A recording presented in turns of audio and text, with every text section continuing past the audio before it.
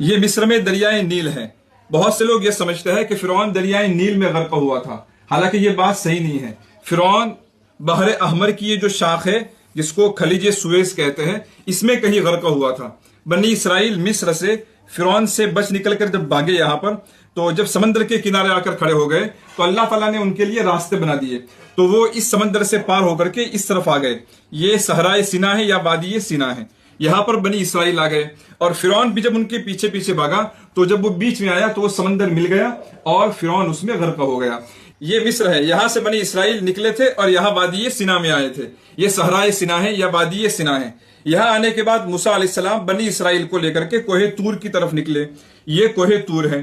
موسیٰ علیہ السلام نے یہاں کوہ طور پر 40 دنوں کا اعتکاف کیا تھا، اور اس درمیان بنی اسرائیل یہاں پر کسی وادی میں تھے، نیچے وادی میں تھے، اور موسیٰ علیہ السلام کوہ طور پر اعتکاف کیے ہوئے تھے۔ 40 دنوں کے بعد جب موسیٰ علیہ السلام بنی اسرائیل کے پاس تورات لے کر کے آئے اور ان کے سامنے یہ کتاب پیش کی کہ اب تمہیں اس کے مطابق زندگی گزارنی ہے، تو بنی اسرائیل نے ماننے سے انکار کر دیا اور یہ کہا کہ ہمیں کیسے پتا چلے گا کہ یہ اللہ کی کتاب ہے، ہمیں تو اللہ کا دیدار کراؤ، اللہ ہمیں آ کر کہے گا کہ یہ میری کتاب ہے تب ہم مانیں گے کہ یہ اللہ کی کتاب ہے۔ موسیٰ علیہ السلام نے پہلے تو ان کو سمجھایا، پھر اللہ کے حکم سے بنی اسرائیل میں سے 70 لوگوں کو لیا اور ان کو لے کر کے کوہ طور پر گئے، اور کوہ طور پر اللہ تعالیٰ نے ان 70 آدمیوں کے سامنے موسیٰ علیہ السلام کی تصدیق کی۔ اللہ تعالیٰ نے پس پردہ بات کی اور یہ کہا کہ تورات میری ہی کتاب ہے اور موسیٰ علیہ السلام کو میں نے یہ کتاب عطا کی ہے۔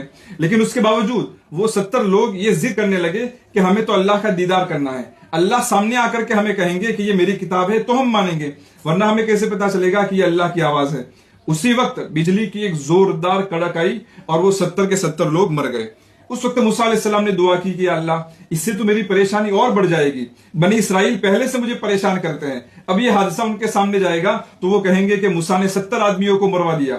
موسیٰ علیہ السلام کی دعا کی برکت سے وہ 70 آدمی پھر زندہ ہو گئے۔ یہ کوہ طور ہے، اس کو جبل موسیٰ بھی کہتے ہیں۔ یہ وہ مقدس جگہ ہے جہاں پر موسیٰ علیہ السلام نے اللہ تعالیٰ سے بات کی تھی، اور یہاں سے 70 آدمیوں کو لے کر کے جب موسیٰ علیہ السلام بنی اسرائیل کے پاس گئے تب بھی انہوں نے ماننے سے پسو پیش کیا۔ اس وقت اللہ تعالیٰ نے کوہ طور کو پورا اٹھایا اور بنی اسرائیل کے سروں پر کر دیا، سائبان کی طرح پورا کوہ طور اٹھا کر ان کے سروں پر کر دیا کہ مانتے ہو یا نہیں۔ اس وقت تو انہوں نے عاجزی سے اور خوف سے یہ کہہ دیا کہ ہم مانتے ہیں، لیکن بعد میں پھر انہوں نے حد تجاوزی کی اور وہی نافرمانی اور سرکشی کے راستے پر چلتے رہے۔ بنی اسرائیل کو ان کے انبیاء کی طرف سے جتنے معجزات دکھائے گئے اتنے معجزات کسی بھی قوم کو ان کے نبی کی طرف سے نہیں دکھائے گئے ہوں گے۔ اس کے باوجود بنی اسرائیل نے اپنے انبیاء کو جتنا پریشان کیا اتنا کسی بھی قوم نے اپنے نبی کو نہیں کیا ہوگا، اور آج بھی وہ امت مسلمہ کو پریشان کر رہے ہیں۔